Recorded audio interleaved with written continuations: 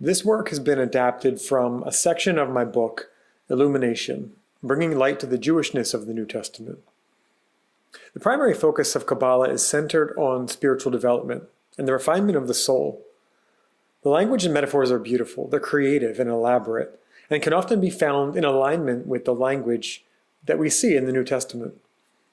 The garments of the soul tradition, it's believed that the soul enters its earthly existence and must gradually learn to express itself via the unique capabilities endowed to humankind. These are our deeds, our speech, and our thoughts. Deeds correlate to our physicality. As infants, we begin to move our hands and feet. We point to what we want, we crawl towards what we need, what we want to play with, and we use our bodies to procure what we need to survive. In time, we develop more complex coordination for tasks and functions. Later, we develop into speech, which is the next level of expression here. Primitive at first, we eventually become more skilled and our vocabulary grows as this form of expression leads us to create new ways of communicating with those around us. Speech is innately influenced by our emotions and becomes a domain for more complex applications as we mature. And lastly, we begin to develop our intellect, our thoughts, which are basically where we put our minds to work creating, building, enjoying leisure, building a livelihood, and everything in between. In Rabbinic thought, these three faculties are called the garments of the soul. And all of them are interrelated, as you can see. We will explore this metaphor shortly, but simply stated, every time we live into the wisdom of the Torah, we create a pure and dazzling spiritual garment that enshrouds our soul. And that is determined on how well we refine these three areas: our deeds, our speech, and our thoughts. When the soul passes from this world to the next, it becomes enclothed in the garment it acquired for itself in this life. In the Gates of Holiness, Rabbi Chaim Vital reads, "Upon death, a person is divested of the garment of the body and instead becomes enclothed in a spiritual, rarefied, and pure garment." Again, the spiritual quality of this garment is entirely up to us, and it's based on how we lived in accordance with the Torah's principles. In a practical sense, if we give charity, pray, and clean up our language, and even attempt to shift the quality of our thoughts to positivity and wholesomeness, we can reach new heights. We purify ourselves spiritually, and thus we create a pure spiritual garment. Now, the inverse is true as well. Failure to carry out the commandments and violating the transgressions brings upon us a kind of spiritual blemish. And this is also known in the tradition as nakedness. This idea goes back to the Garden of Eden, where Adam initially was said to have had been covered from head to toe in a kind of radiant light. However, after their sin, Adam and Eve fell into a state of nakedness. In the Midrash, nakedness, or soiled garment, correlates to a lack of obedience to the Torah. Commenting on this tradition, Rashi states on the verse, "They knew they were naked." Rashi says, even a blind person knows when he's naked. What then does "and they knew they were naked" signify? One charge had been entrusted to them, and now they knew they had stripped themselves of it. So Rashi sees in this a setback, a negative setback. They had no obedience to the Torah, thus they were naked. So this metaphor is prolific throughout the rabbinic literature. In the Zohar, regarding a garment of light, and a passage that I think is relevant, we read the following: "Come and see. Woe to those humans who do not contemplate or know or recognize the foundation of their existence, and who are oblivious to fulfilling the commandments of Torah.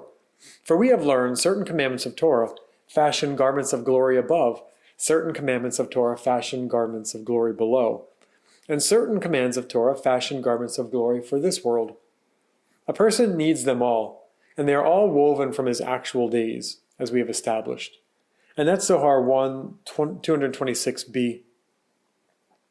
In essence, we learn that each day provides us with new opportunities to attain treasure or a garment in the world to come.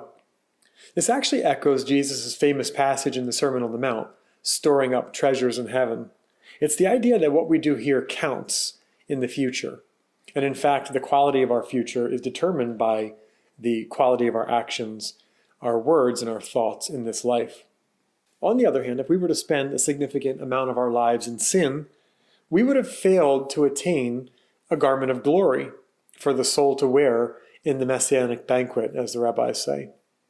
In addition, some suggest that the life review the soul endures upon leaving this world will cause great embarrassment for them.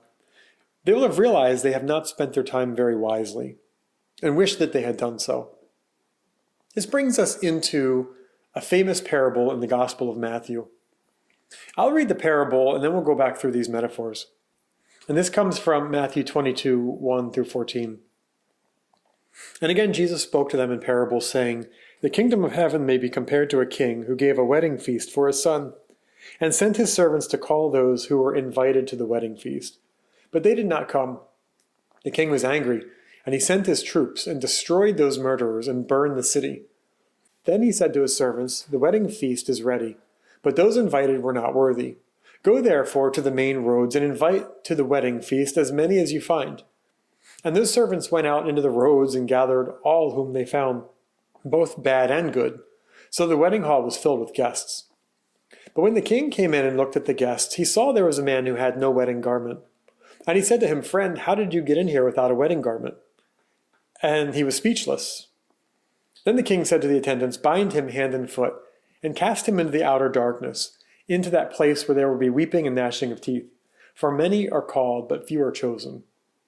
And again, that's Matthew 22, 1 through 14. And there are some very famous passages in there. There are a lot of metaphors at play in this parable. We could spend a lot of time unpacking them. There's so much depth into these that overlaps with the rabbinic tradition. So the king represents the creator, as is usually the case, and the son seems to represent Messiah. The scene of this parable builds towards this wedding banquet, which in rabbinic tradition is often a hint to the Messianic kingdom. And that's in fact how Jesus started off. The kingdom is like in this parable. So we get a glimpse of this in other places, also at the wedding in Cana. Growing up, personally, this story has always puzzled me. It made sense the king would be angry with those who rejected his invitation. How can the king be surprised or angry that people who were just invited off the streets were not properly dressed? They weren't in the proper attire. Of course, to me it seemed they wouldn't be prepared. They were only just invited. However, once we overlay the elements from the rabbinic tradition, we see the problem more clearly. It seems to imply that all of us are to be ready at all times. We're all measured by the Torah at all times, whether or not we are aware of our responsibilities. Similar to other related parables of Jesus, we're taught that one must always be vigilant and await the arrival of the kingdom. In this parable, given the state of his clothing and what we've read so far, it would seem the man had not made good use of his time, and he was punished for this. He didn't have a proper garment for this banquet, the Messianic kingdom, and he was dealt rather harshly despite his ignorance. It seems as if potentially he had no idea, or he didn't take the Torah or the commandments seriously. We learn here that there are no free passes, and ignorance is not a free pass. Once again, we're seeing the alignment and these deep ideas and these metaphors between Jesus, the sages of the Talmud, and the Zohar. And we're taught to live in a state of vigilance, always striving to seek and apply the wisdom of the Torah to greater heights, preparing our souls for the world to come. That's it for today's episode. I hope you enjoyed this topic. Remember, you can find more information at thehiddenorchard.com. If you liked what you heard, please leave a review and share this podcast with your friends. We don't really engage in marketing, so it's word of mouth and references like that really help spread the word. Also, I want to say thank you to those who subscribe to the site and those who support the Hidden Orchard Project financially. Without you, it wouldn't be possible, so thank you. Thanks to everyone for tuning in, and we'll see you next time.